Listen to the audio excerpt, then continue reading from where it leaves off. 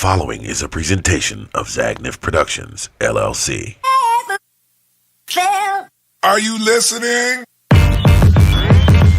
Damn.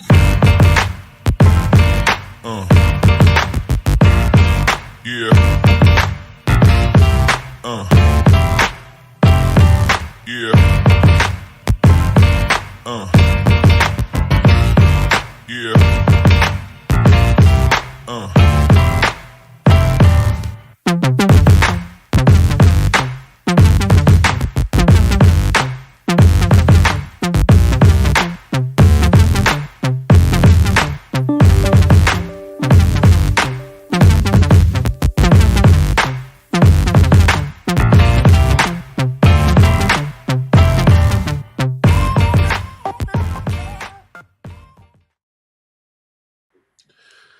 Hey gang, how's everybody doing? How are you doing? How are you doing? And how are you doing? It is time yet and again. Did you miss us? We weren't here last week.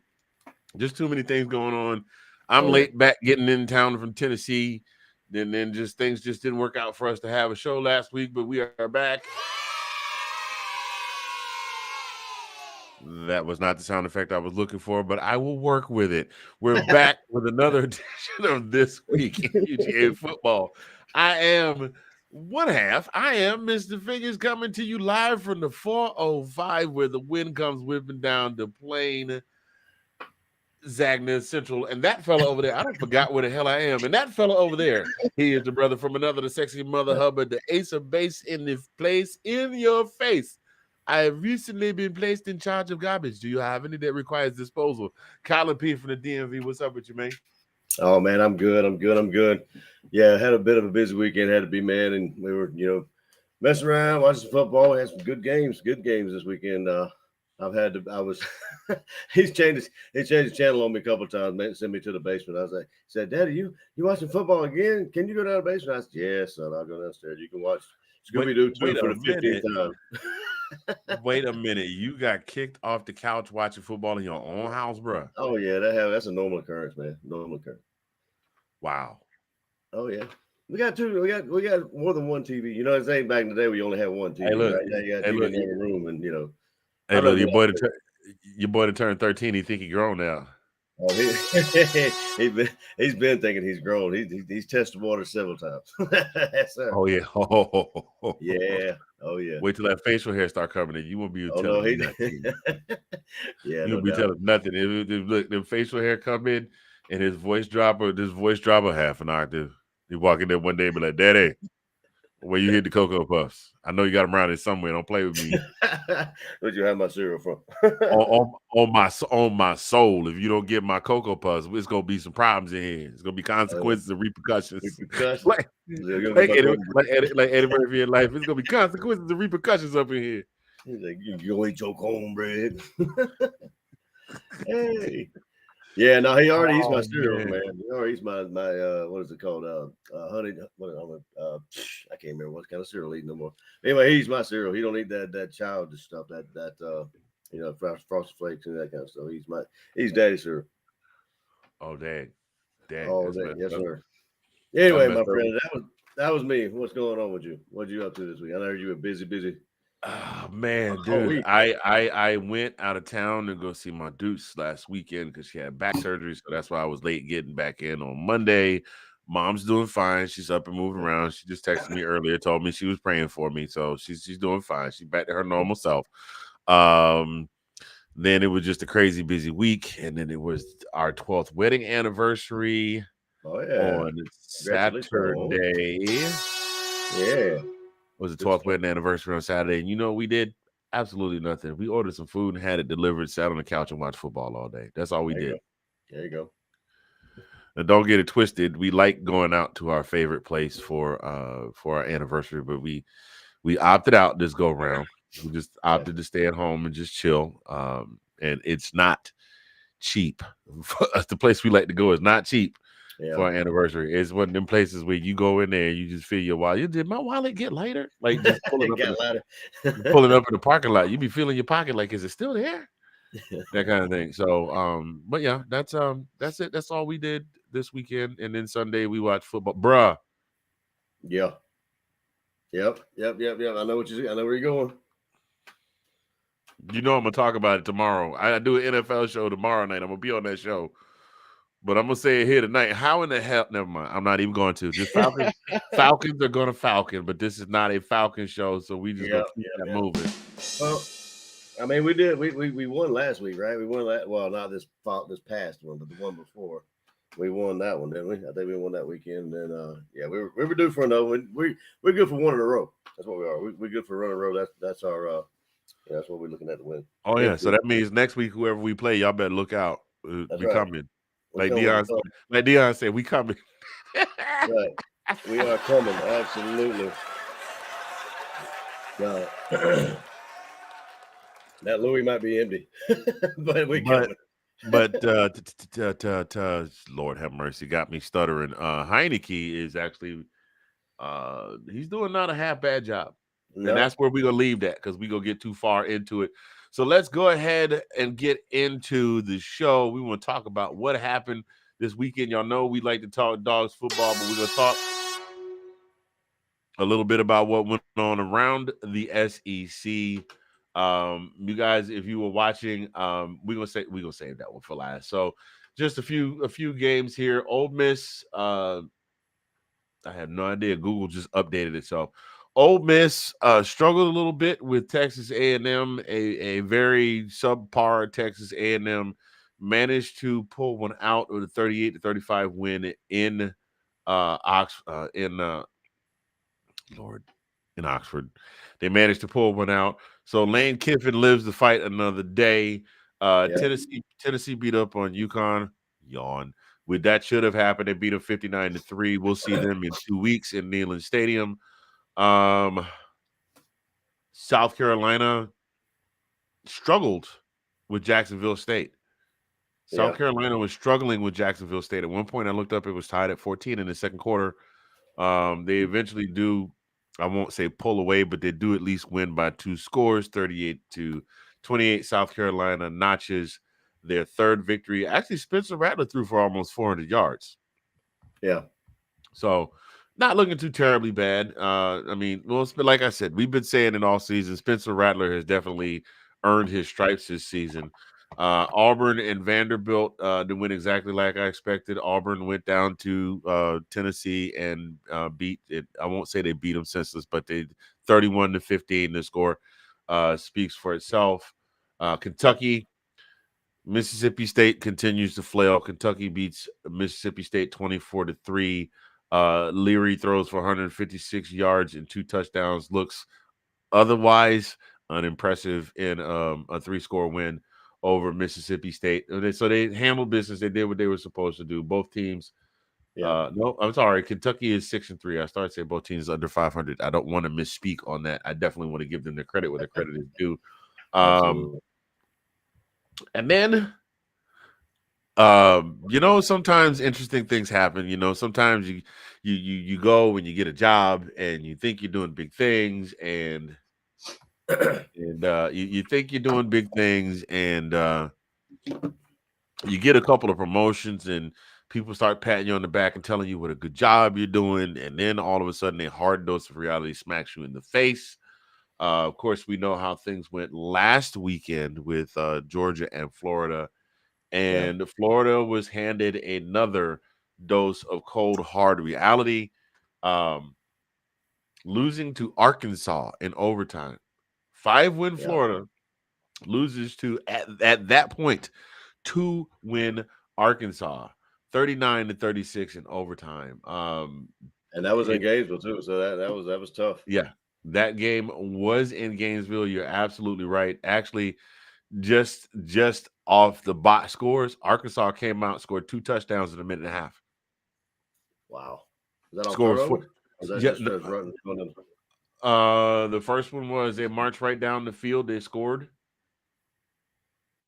I'm sorry, not a minute and a half. They marched right down the field. They scored on the first drive.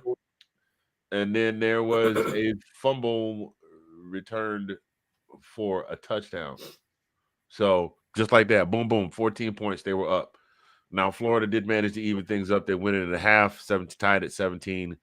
I'll tell you something. KJ Jefferson is a scrapper. He said, look, I'm gonna get this one today. He said, we've been having a rough season, but I'm gonna get this one today.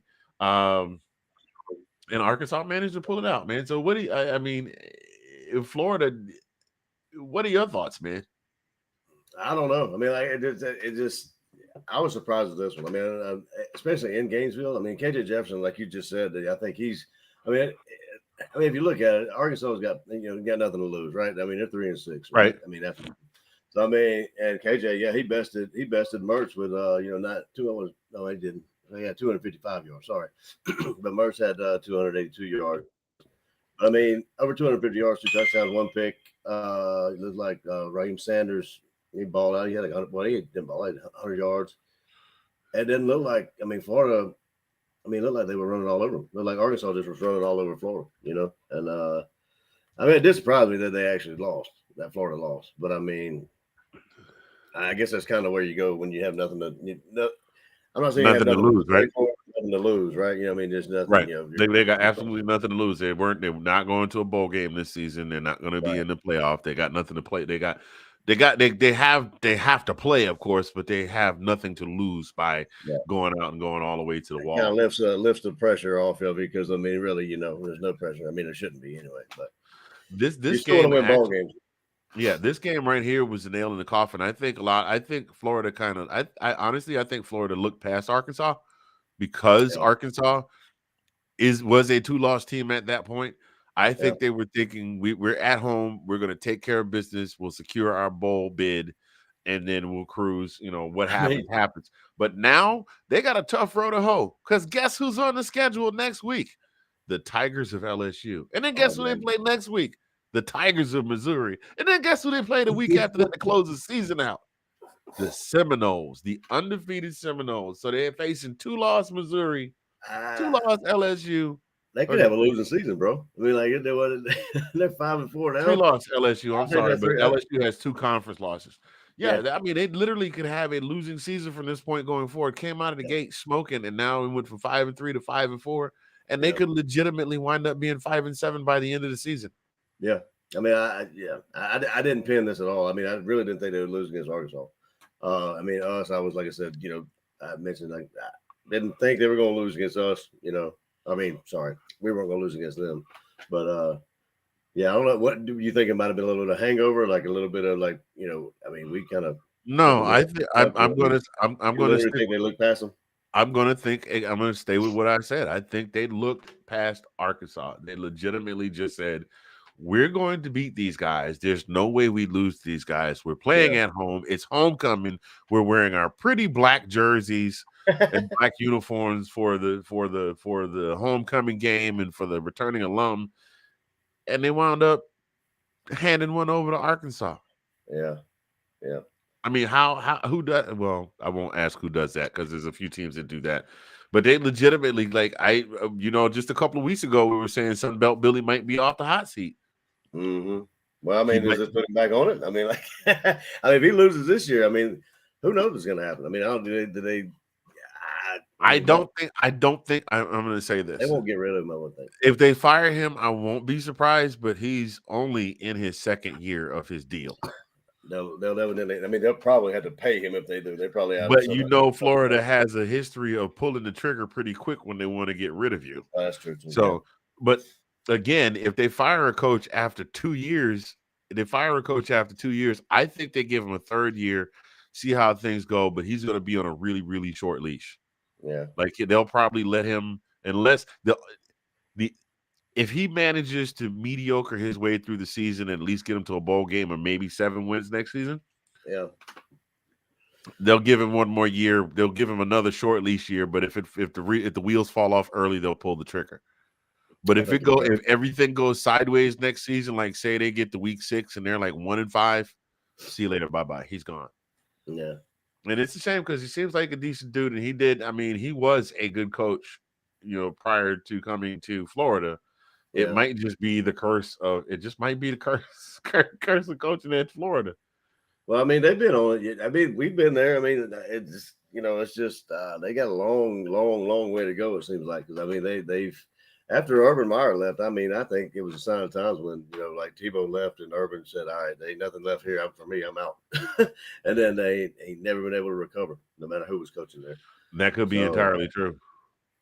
That could be entirely true. But, I mean, Georgia went through the same hangover. Vince retired, and then we had some really lean years. I mean, it was really lean for, gosh, when the Dooley retired in 88, I think was his last season. It was pretty lean for about 8 years. When did Coach Rick come in? 96. Yeah, somewhere around there. So he was after Donna, right? Did he come in after Jim Donna? Yeah.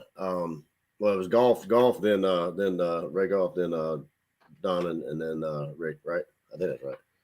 I believe so. There might have been a third one in there somewhere. I believe there were 3 coaches between Coach Dooley and Coach Rick, but memories a little hazy. In 1988 was 35 years. My high school graduation was 35 and a half years ago. So anyway. So then the game of the evening, of course, this one was a shootout. And honestly, Alabama and LSU was one of the best games you could have watched. They literally were going toe to toe to toe. And I'm going to walk back anything that I said that may or may not have been negative about Jalen Milroe. Yeah. Jalen Milroe balled out. The boy was running. He was Jaden Daniels balled out. Both quarterbacks balled out. And to be completely honest, I'm going to say this. Jaden Daniels doesn't get hurt. We're looking at a game that's down to like the last play. Yeah, I agree with that.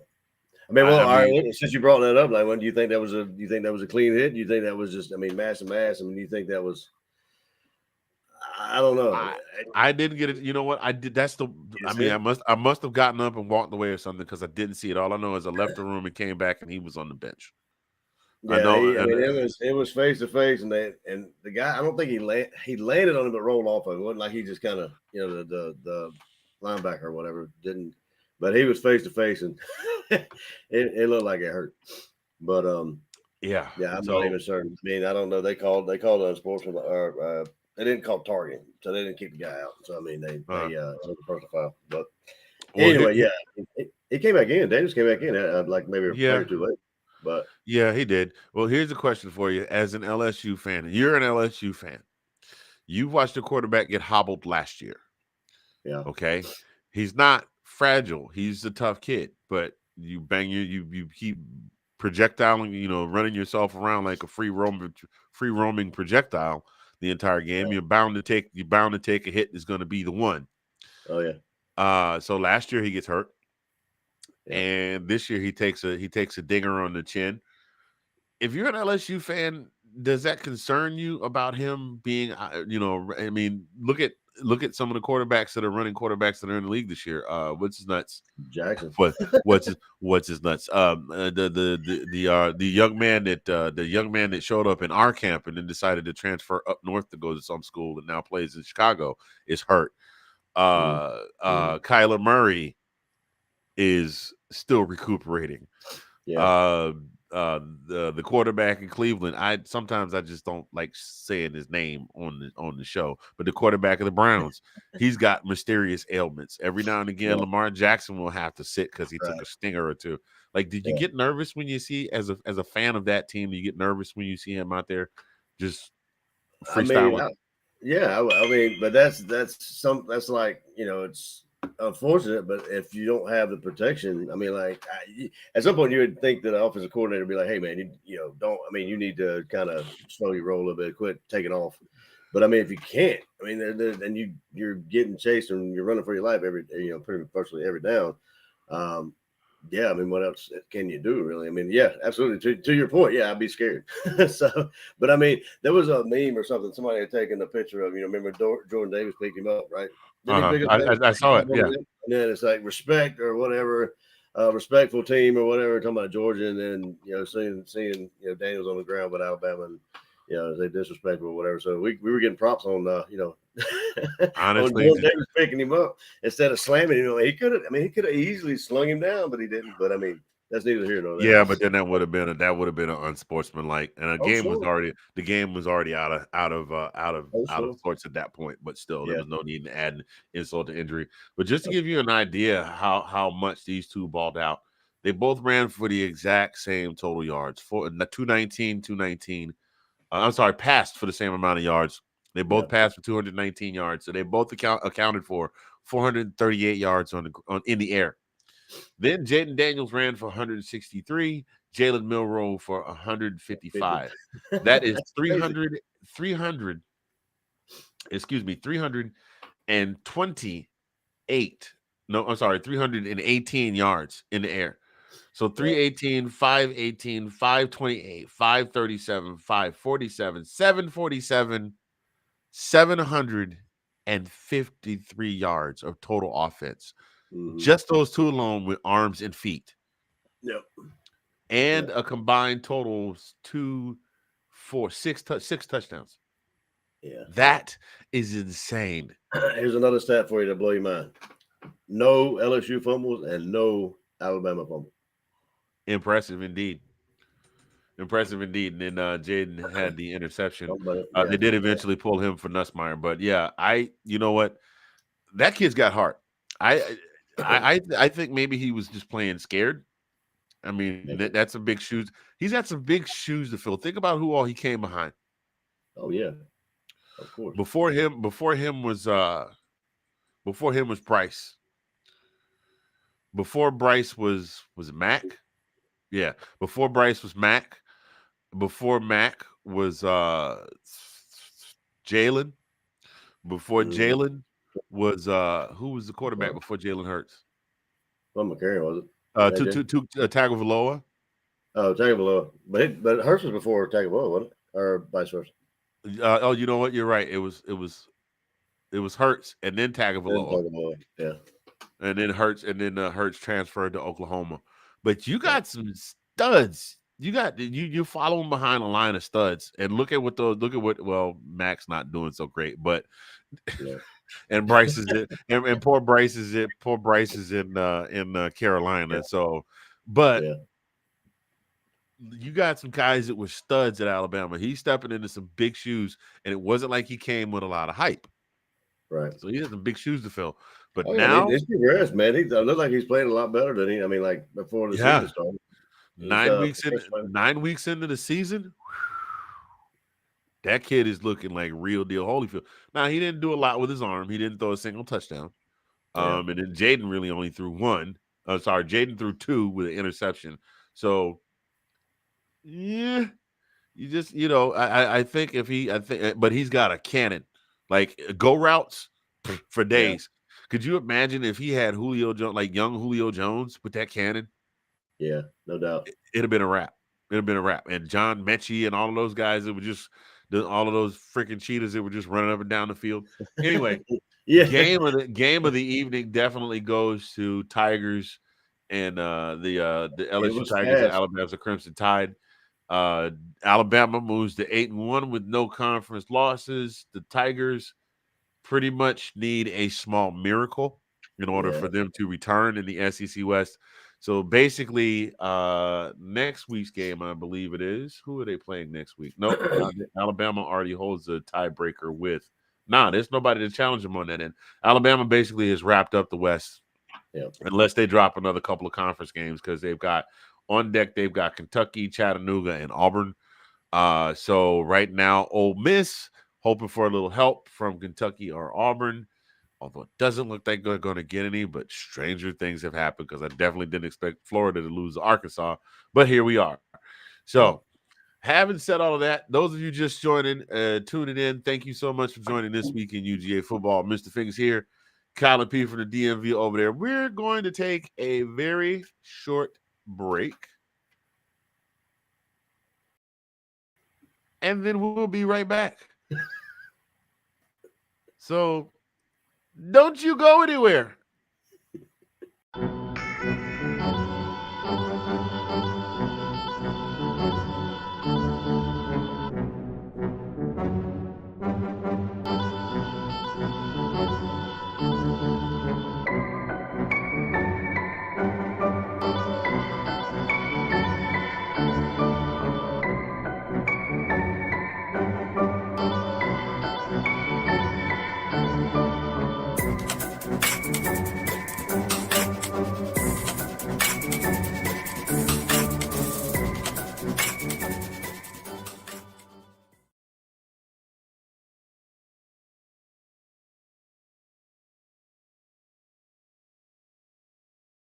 white screen. And we are back. Yay! Welcome back, ladies and gentlemen. And those of you that are hanging with us, those of you just joining us, appreciate you joining us for this week in UGA football. Mr. Fingers right here. Colin P from the DMV right over there. And we appreciate each and every one of you for joining us. Speaking of the station break that you just saw, brought to you courtesy of Sagnif Apparel. Sagnif Apparel is a very sweet and sleek line of sports of apparel of all sorts. I dropped the hat there. You see that signature? It's gorgeous. It's all embroidered right here on this hat. We've given away 2 of these already. We kind of putting a hold on any more giveaways right now. I've got the 2 that came in. So Chloe and John, you will get your hats here in just a little bit. As soon as I package them up, put a little something in them for you and send them your way. But we will be doing another giveaway for Georgia Tech for sure. We make the conference championships, we'll do another one for that. And if we make any games beyond that, we'll do a giveaway. So that'll be Georgia Tech, conference championship, CFP, national championship. So you'll have 4 more chances this season to win a hat. We've already had 2 winners, and we're going to give away a few more.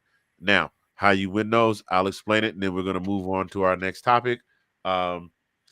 We will post a pick'em on our Facebook page and our Facebook group this week in the SEC. And all you have to do is go down there and give me a score prediction closest to the score wins. As a matter of fact, I think we had one running this week. I got to go check it. So I got to go check it. I believe we had one up for either this week or last week. I'm not sure. So I got to go check. So make that 3. There's another winner, and I will let them know who they are as soon as this show is over. Colin, please help me remember that because I'm bad with. Bro, it's let it blind, leave me blind. I tell you, I'm finding things out that, it's not the old cliche walking in the kitchen or walking into a room and forget what you're looking for. I mean, it's gotten worse than that. It's standing up out of the chair and forgetting why you stood up. Exactly. Like, where the hell was I going?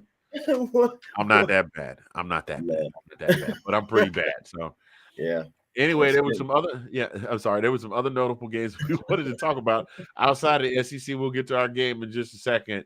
So let's see what we got going on here. USC pretty much, if they thought they were going to backdoor their way in, they pretty much shot themselves in the foot there. They were beaten 42-52 at home by Washington, who is a potential CFP team. Definitely all alone by themselves in the Pac-12. It was pretty much tit for tat until the determining factor was the fourth quarter when Washington just shut USC down. I mean, literally the difference in score was 10 points, and Washington had 10 points in the fourth, and USC did not. They were going basically touchdown for touchdown. USC now with their third loss, their second conference loss, they're going to need a lot of help to get into even the conference championships, let alone consider 2 losses. Definitely not making the CFP. Too many teams ahead of them at this point. Ohio State struggled with Rutgers a little bit, went into the half, losing 9-7. Finally turned on the afterburners in the second half, scored 28 points to shut down Rutgers 35-16. Michigan did what they had to do against Purdue. That was pretty much a foregone conclusion. Florida State had a little bit of a struggle bus first half with Pitt. They went into the half with Pitt. No, Pitt was only trailing by 3 points. So, I mean, I'm just saying, you consider yourself one of the premier teams in the league, and Kate is in the knock on Michigan. I'm not Michigan. Yeah. Did I say Michigan? I definitely said Michigan. I said Michigan. Wait a minute. Florida State. I'm so sorry. Yeah, see, exactly. Bruh, it's getting bad. Yeah. I mean, that's going back to like what you just said, like all the top 4 or 5 teams or whatever, then you're picking on Georgia about being the struggle wins and this kind of stuff and starting off slow. I mean, everybody's doing it this season. Everybody does it, it's no big deal. But I mean, there's only one thought that you can have when you look up and you see a score of 10-7 in a football game at halftime. Goodness gracious. Why ain't tell me it was a softball game today? yeah. So Yeah. shouts out to our guy Jermaine Funny Main Johnson. Goodness great. I'm sorry, I've been using that clip for 2 weeks and it never ceases to be funny. Florida Yeah. State winds up coming back and scoring 14 unanswered points in the second half to put Pitt away 24-7. Wait a minute, one more time for the good of the people. Hold on. What did you have to say about the first half? That funny man. Goodness gracious. Why you ain't tell me it was a softball game today? Oh man, you know what it is? It's the Alabama twang that gets me with it. That's what it is. Goodness gracious. Dude, I heard, oh my God. I heard goodness gracious the other day, and I haven't heard that in a while. It's just the goodness gracious. I mean, yeah. Oh man. Yeah, that's our boy though. I love him. He's a Bama fan, but I love him. If you get a chance, He check him tells out. the truth though. That's Main Funny Main Johnson. He does. He tells the truth. He's on Facebook. I believe he's also on YouTube, and he is absolutely hilarious. Listen here. I'm gonna give you a list here of the best day after college football commentaries. I need you to take a list, okay? I didn't bother putting up a graphic for it because this just came to me, okay? Yeah. Jermaine Funny Main Johnson, Alabama fan. Scooter Magruder, Florida fan. SEC Shorts, and Matt Mitchell. Yep. Gotta have some Matt Mitchell. Those four. Absolutely hilarious. Gotta watch the one for this weekend. I don't know if you've seen it. I haven't seen any of them yet. I love Matt Mitchell because Matt Mitchell he picks on all of the teams. It's hilarious. That's the best. And he does a very good job of doing it too. Oh, he's absolutely hilarious. So moving on here. California and Oregon, or why did I just use the whole government name? You know everybody calls them Cal.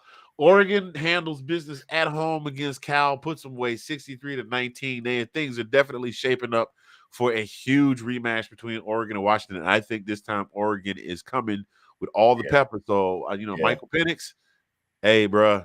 Hey, Bo Nix is not happy feet anymore. That kid said he coming for you. There's Heisman talking that, bro, right now. There's Heisman talking Bo Nix right now. So, yeah, the Heisman talk for both of them right now. Yeah.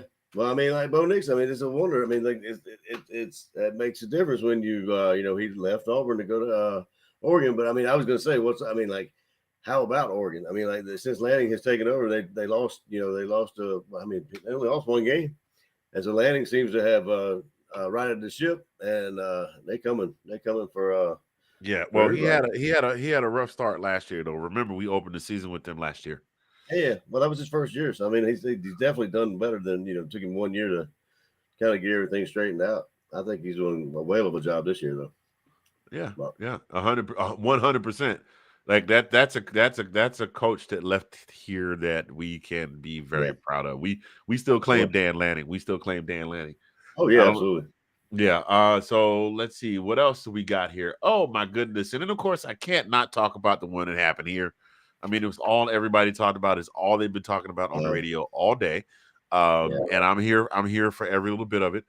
OU faces OSU. The bulk of the people that I know here are OU fans. There are a goodly amount of OSU fans here, but the Sooner fans heavily outweigh Cowboy fans around here. At least the people that I know in the social groups and the work groups that I hang around, the bulk of the fans are definitely OU fans.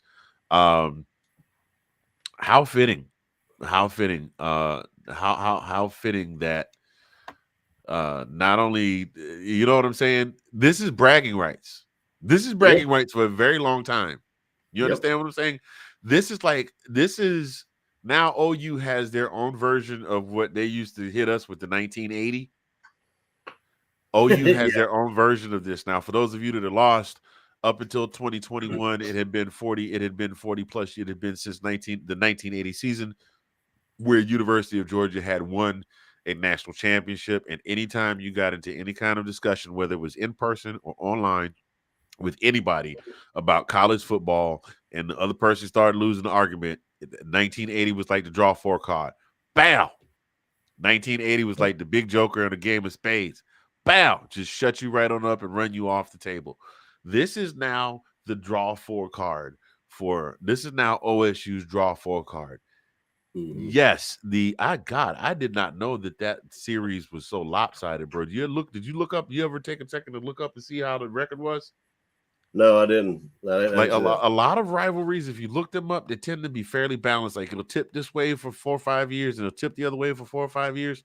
Yeah. OU has, when I tell you OU has dominated that series, I believe it was like 90 some odd wins to, I don't believe OSU had even won 15 games out of that series in the Wow. 100 some years that have been playing. But this is fitting because until there is a next one, if they ever get together and play again, doesn't matter what OU says, or you could go win a national championship next year, or Yeah. you can win a Big 12 championship the year after that and say, ha, Big Brother still owns you. They say, yep, and we whooped your backside and sent you packing to the SEC. Yeah. Yeah. I didn't even think about that. That's right. Yeah. And not only that, that's a go lot ahead. of talk too, because I mean, if they get whooped by the Cowboys, I mean, like they're going to the SEC. So I mean, if they can get whooped by them, what's going to happen? And you know what's funny is I actually saw. I don't know. If this is not true at all. I mean, hold on. Let me jump in for a second before you go. I'm gonna let you get back to it. All fairness, OSU has been a very good team this year. They may actually return back to the Big 12 championship this year. Yep. They run the table. They got a good shot at getting back into the conference championship. Go ahead. I'm sorry. Well, no, it was. I can't remember where I saw the commentator. It might have been somewhere on like a reel or a Facebook or something, or maybe YouTube. It might have been on like SEC. But somebody made the comment that Oklahoma is the new Vanderbilt. So that's a pretty harsh Wait a comparison. Wait a minute. When they get to the SEC, they're going to be the new Vanderbilt. Sir, I'm gonna need you to have a seat. Hold on. Wait, did you say what? Yeah, I mean, I'm not making it up. No, I don't think so. I'm not making it up. But I don't think so. I mean, listen, I don't think so either. understand. I just thought it was kind of But here's the thing. Vanderbilt had the potential. Granted, you gotta, next man up, you gotta play. You still gotta play the games. But Vanderbilt, before they had a couple of key injuries, had the potential to be a bowl contender this year. So that could work towards a compliment. And the OU is still built, they're still building. So I think for Venables to come in and take the program over and do what he did this year versus last year, and then with all the hullabaloo with Lincoln Riley leaving the program and Alex Grinch and all of that good stuff, put a pin in that name right there. We'll get back to that in a second. I think they did. I think it had Mike Wright had not left. I mean, I think they might have done some really good things this year. That's just my opinion. But I mean, I'm sure he had his reasons for leaving. But it'd have been interesting to see how he stayed. Yeah, 100%. And then on top of that, not only did OU lose the final bedlam, not only did USC lose yesterday to Washington, ding dong, the Grinch is dead. Alex Grinch fired as the defensive coordinator at USC. Yeah. USC fans probably happy about that, but USC fans don't know half the heartache that OU fans had watching their team every year give up a last second touchdown or something like that to take. I mean, like a couple of years ago in the Big 12 championship against Baylor, they could not stop. Not Baylor. Was it Baylor? Or was it OSU? No, Baylor. I think it was Baylor. They couldn't stop them. Yeah, and then that was a game. That was a game where Lincoln Riley left and didn't talk to the press. And then the next thing you know, come Monday, he was the coach. He was the coach at USC. Yep. So USC looking for a new defensive coordinator. What are your thoughts? Yeah, I mean, just jokingly, I said, well, why do they need a defensive coordinator? Because I mean, Lincoln Riley never had a defense. I mean, they never focused too much on defense. Always offense. And but I know they came together. That's got to be a tough situation to have to fire your boy. Yeah, because that was his homeboy, and he stood behind him. Yeah, exactly. I mean, that's one of my points. Is just like, I mean, there's nothing really you can say about it. I'm sure he got good payment on the way out. I'm sure he got some severance on the way out the door. But at the same point, it's got to be a tough conversation when you have to fire your boy. But I mean, at the same point, I mean, there's never been what do you think? Where are they going to go to get a new defensive coordinator? I mean, like, where would they go shopping to get one? Dude, I have no idea. I really don't, because I'm not really up on a whole lot of DCs around college football right now. I Yeah. mean, you Well, got a yeah, lot of a lot of the guys that were defensive minded coaches already have gigs. Like if Dan Lanning were still floating around in Athens, they might be sniffing around behind him for sure. yeah. Because Lanning was a hell of a defensive coordinator. Oh, I wish him well, but I hated to see him go. We were defense. spoiled, man. We had Lanning as offense, and then we had Monken as our defense coordinator. Man, No, you got that backwards. If Monken was the offense and Lanning was the defense. Sorry. But still, we were spoiled for sure. So, Yeah. Best wishes to Alex Grinch. Happy trails to you. Yeah. So, anyway, we're going to get on this thing here, man. We've been on this for a minute. We have not even talked about our game. The fact that we managed to pull out a 30-21 win over Missouri, who came in really hot. And to be completely honest, even though we won the game, Mizzou balled out. Brady Cook ran up and down the field at will. Yeah. Brady Cook ran up and down the field at will. And then Schrader, man. And then he started handing the ball to some guy named Schrader who ran for 100. I don't think there's been a single back that has run for 100 yards against Georgia in a God knows long time. First time in a long time. It's been a while, but man, I swear I do like to watch him run because I mean when he gets that ball, he hits the hole quick and he's gone. I mean, like he is quick. He's like a bowling ball. He literally is. He's a bruiser too. He's fast, but he's also a bruiser. Yeah, anything in his way. I mean, that goes on another thing is just we need to tighten up that defensive line because we were not necessarily leaving holes that a truck could drive through, but I mean they were getting through that line pretty at will. I mean we weren't stopping much, in my opinion. But and they run up the middle too. So we've got to tighten they do, especially up the gut. All they had to do. And here was the formula. 3-step drop, let the defense fall back straight up the gut. And that was Brady Cook. And then when he got tired, he stepped back and let Schrader do it. Cook only really ran for 39 yards, but he still sliced us up for 212 in the air. He did throw a couple of interceptions, and man, let me tell you, your boy Nazir, what did you think when you first saw that happen? What was your reaction?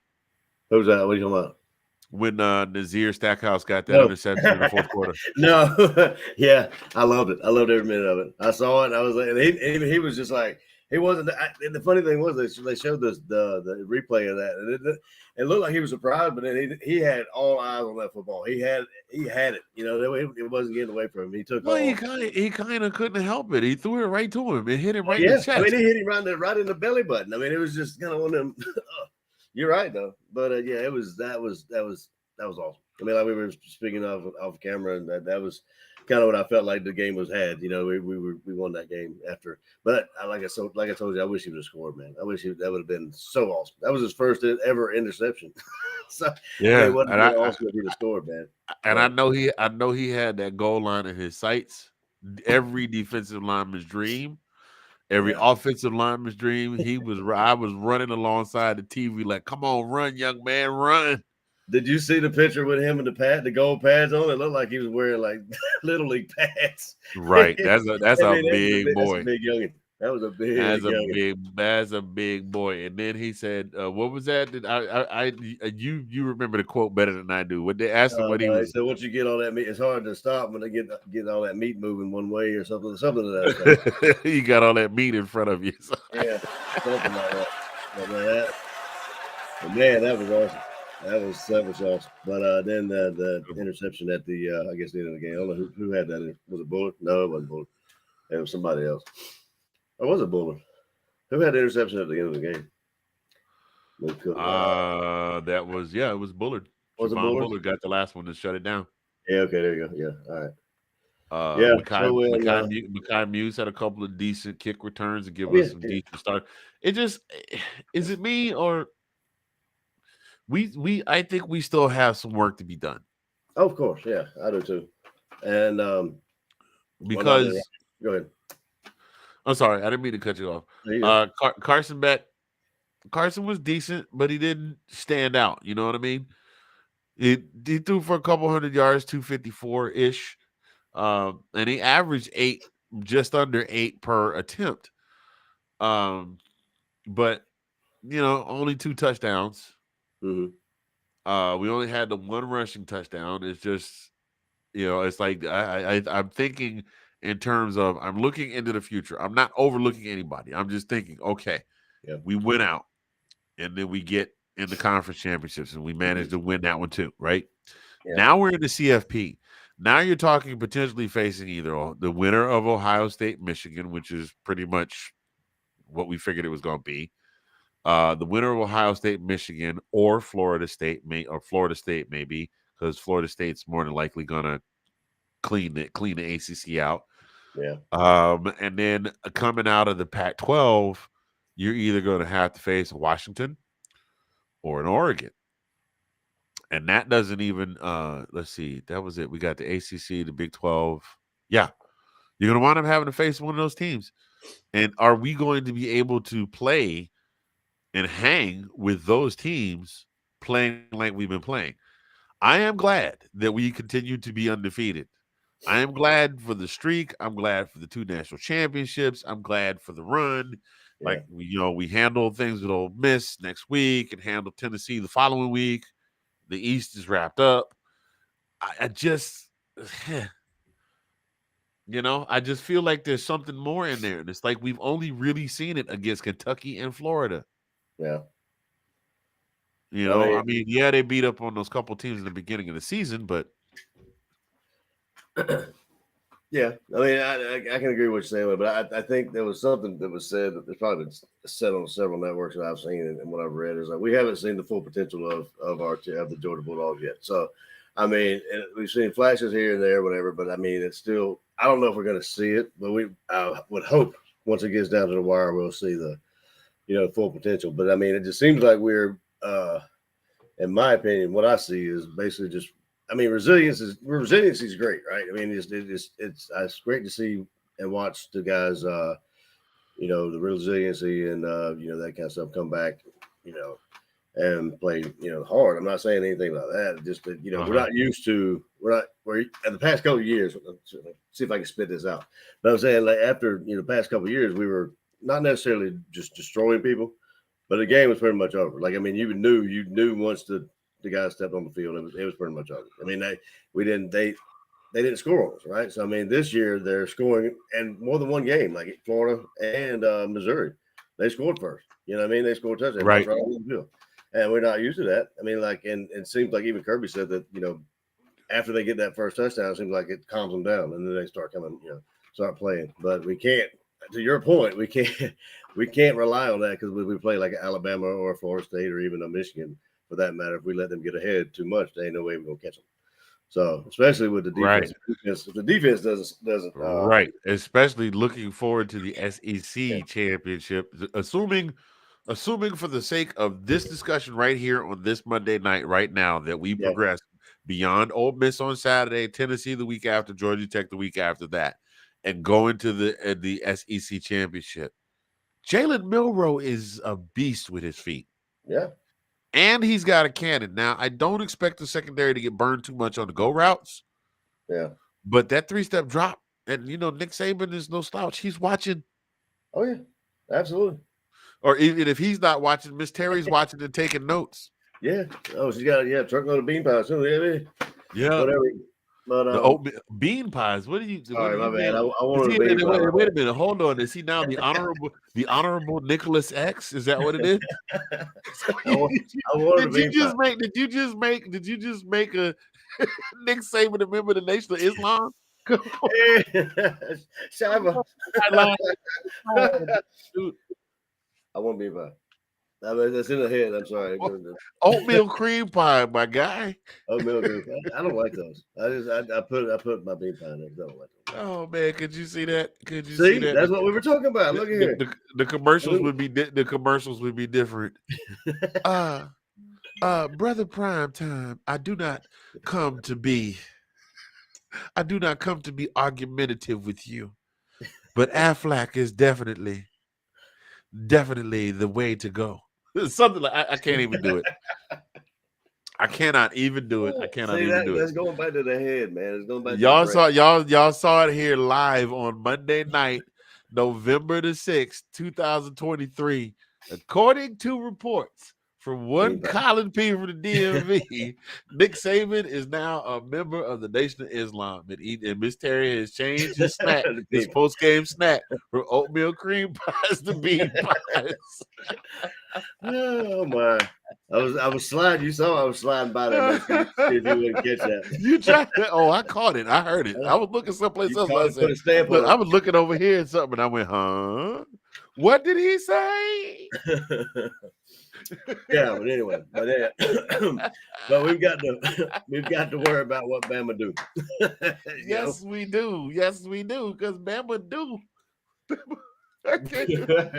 So, bean pie. I want a bean pie, man. I gotta go find me some bean pie. I like bean pie. Oh my God! Seriously. And well, another thing here.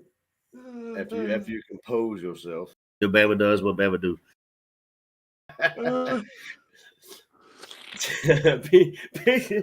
Bean pies do what a bean pie.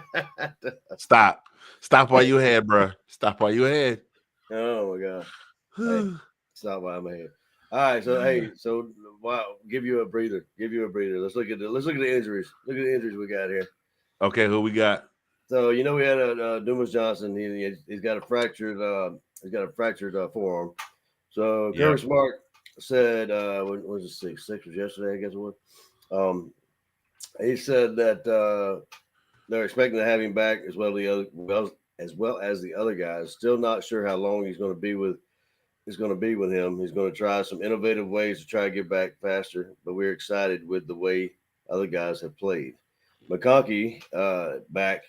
He said Kirby said they've gotten a routine down with Ladd, and he thinks that they created a rhythm to avoid the issue with McConkey's back. That boy did not play like his back was hurting at all. He had almost 100 yards. He almost had almost 100 yards receiving. Looked like he had some Ozzie Hot from. Hey, what happened? What happened to your boy Cash Jones? I don't know. We didn't see him at all, did we? I think he. No, sir. At all? I didn't see him. I didn't see him either. No rushing. I don't know. He better not be put. He better not put himself me before the mission and the team. I don't know what happened. Or maybe he's hurt. I don't see anything about that. Branson's hurt. Let's see who else we got here. Dan Jackson. She got a knee, dealing with a burst in his knee. I got a knee too. I got 2 of them. What's wrong with his knees? You need 3 of them, evidently. I don't know. Ingram, Hawk. No. So the rest of those guys have been out for a while. So I mean, the big update is Dumas Johnson. He's expected to be back, and Bowers. Let's see what we got. Bowers and Mims dress. You saw Mims dressed against Florida, but didn't play. What do we got here? Brock Bowers. He's been great. He's done everything we've asked. He ran on Friday. He's going to do everything he can to get back as fast as he can. So that was the update on Brock. So. Cash must be hurt or something. Well, let me see.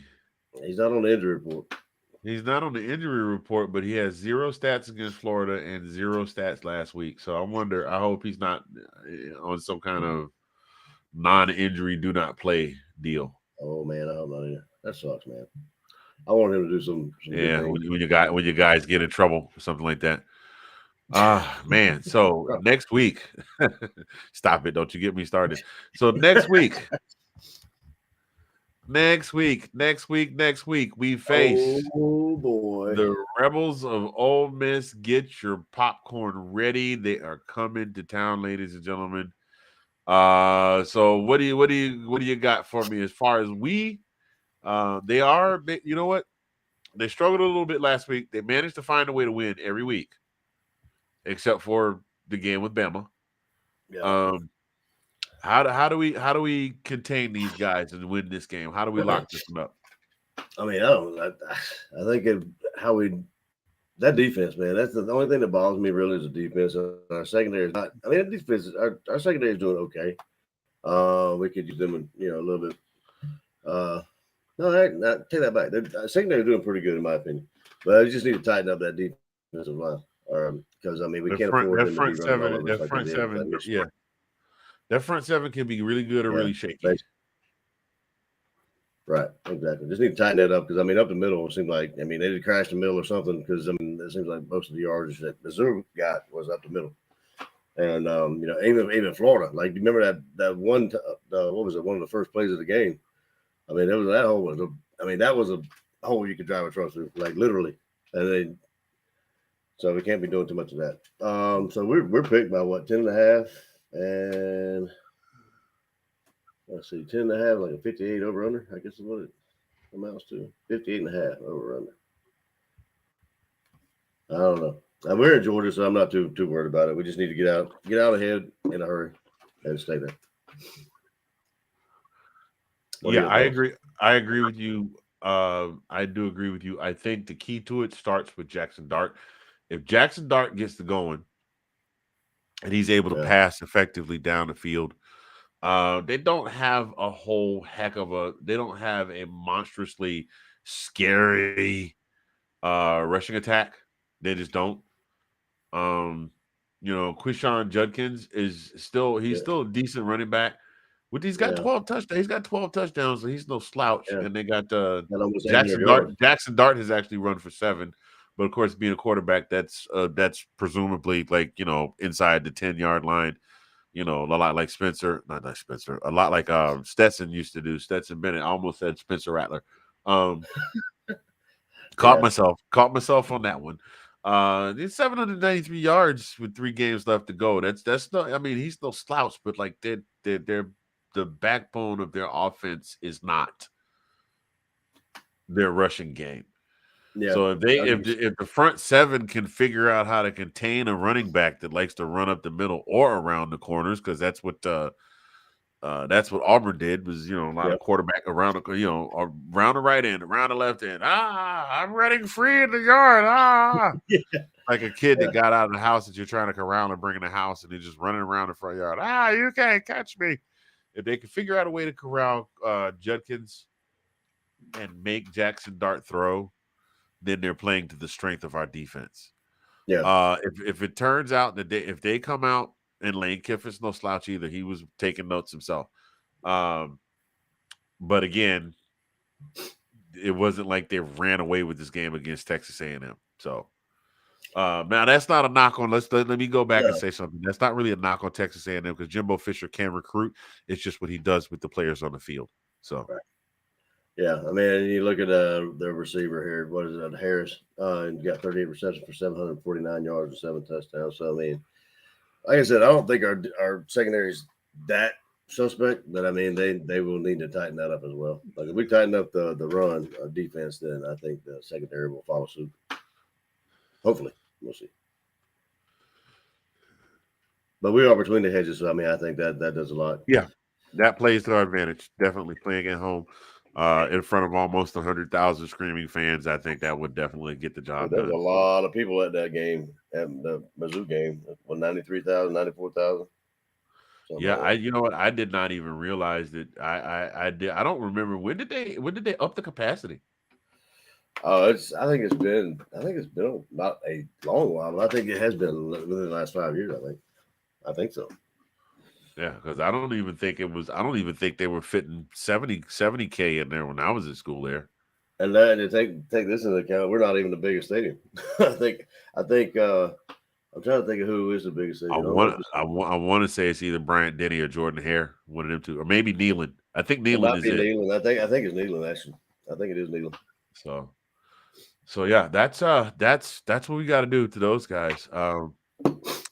That's what we got to do to those guys. That's what we got to do to those guys in order to win the game. So yeah, we got to beat those guys. Yeah, we got to beat those guys so we can beat the other guys with the mustard. So we can beat the other guys with the slide rules and the abacuses from Atlanta, so that we can play against the coach with the bean pies.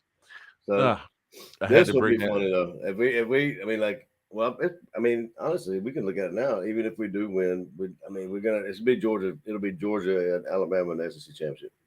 I believe, because I don't think there's any other way that it can pan out. Well, Tennessee has 2 losses. Yeah. And I think they're both. I believe they're both conference losses. I don't want to misquote, so I will definitely make sure to check that out. And here's what we're going to do right here. I'm just going to click right They have there. 2 losses. Yeah, they have 2 losses. They're 3-2 in the SEC. 3-2. Yeah, they've got 2 conference losses. So at this point, we don't want to lose. We don't want to lose a game. We definitely do not at this point. Yeah. And we can't afford to give. We can't afford. We don't have any real ground to give. Although at this point, we hold the tiebreaker over Mizzou, and Tennessee. Tennessee would have ground, and Tennessee would have to. They have them this week. Tennessee plays. Essentially, what would have to happen is we would have to, God forbid, lose to Ole Miss this week and Tennessee the next week to be completely eliminated. But we're for both those wins and also against the one against Georgia Tech. So we can wrap this thing up and go to the SEC championship. Having said that, we're going to take a quick commercial break, ladies and gentlemen, because I think ever since Colin said Nick Saban was eating bean pies, it threw me off my game. So we're going to take a commercial break, and we will be right back with the close of the show.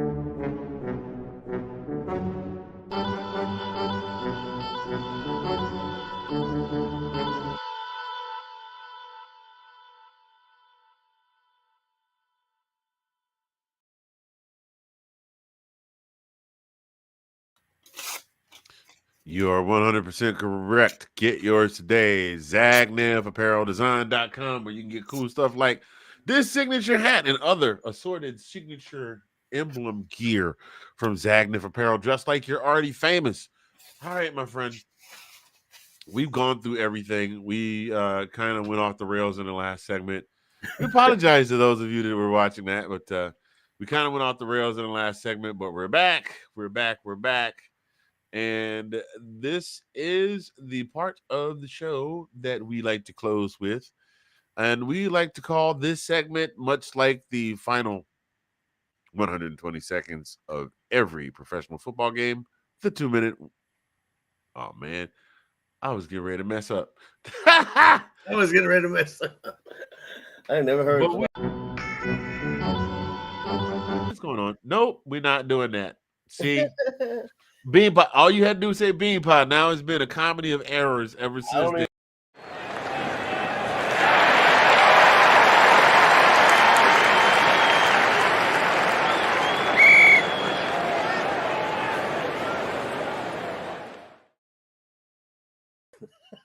There's a 2-minute warning. You know what? My 2-minute warning today is make sure you get plenty of sleep and exercise and take care of yourself so you don't wind up losing your mind like me. That's it. That's all I got. I'm sitting over here. I've been running on adrenaline all day long, and now you said bean pie. I went off the rails. I had a laughing fit, and now my body's like, "Hey, it's dark outside." It's like, look, right now I'm like Mark. I'm like Mark Ruffalo in the Avengers. Sun's getting kind of low, big guy. yeah. But, I was gonna piggyback on that one because it was funny because time change and everything. And like I said, B was here with me, and I knew what time it was. I had my alarm set on my phone and everything like that, but we ended up oversleeping, so like I had to take him to school this morning. It wasn't like we were late; we just missed the bus. So, and I don't know how the weather has been out in Oklahoma, but it's been like 29, 30 degrees in the morning, and turn around being maybe around 60, something. So that right there, in and of itself, will get you. Seems like either way, it'll get you sick. It seems like having people feeling not so well.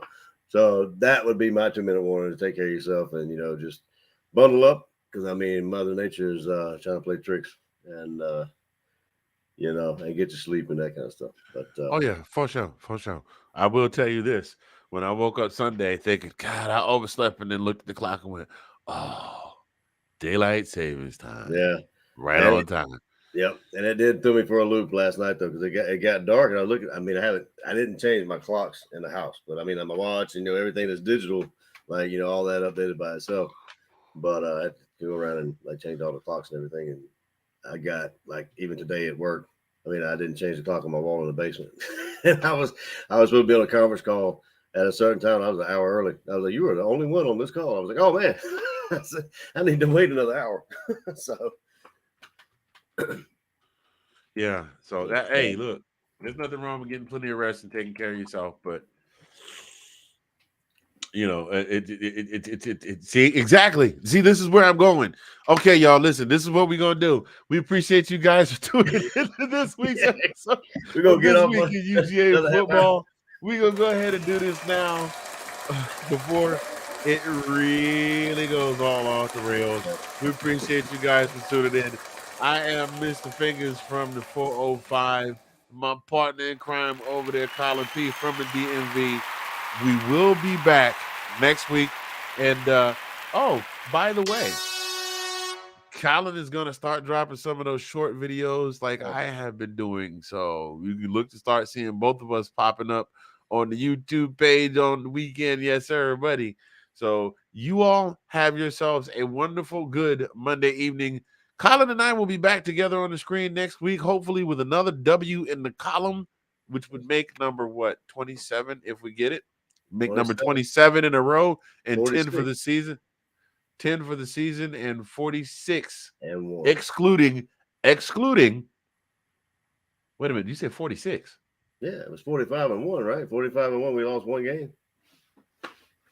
Oh, okay. You're going all the way back to. I got you. All the way back. Yeah, all the way back. Yeah. Wait a minute. How you get 45? Okay, I'm excluding the college football playoffs games and all that stuff too. Right. Conference championships, and so that's an extra three games. Okay, yep, that makes sense. I cannot math today. All right, y'all. It's time for us to go. We'll see y'all next week. Take care. Bye-bye. Go Dogs. Go Dogs.